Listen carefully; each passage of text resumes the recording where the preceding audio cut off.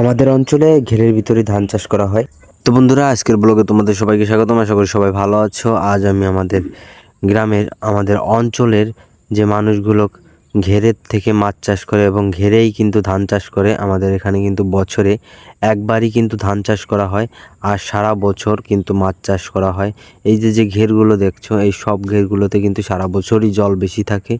আর এই দেখো রাস্তার পাশ দিয়ে কত সুন্দর সবজি গাছ লাগিয়েছে। আর এই যে ঘেরটা দেখছো, এই ঘেরের জল কমিয়ে দেওয়া হয়েছে কিন্তু ধান চাষ করার জন্য। আর এই একটা ঘেরে দেখো বন্ধুরা, ধান কিন্তু চাষ করা হয়ে গেছে, মানে ধান রোয়া শেষ।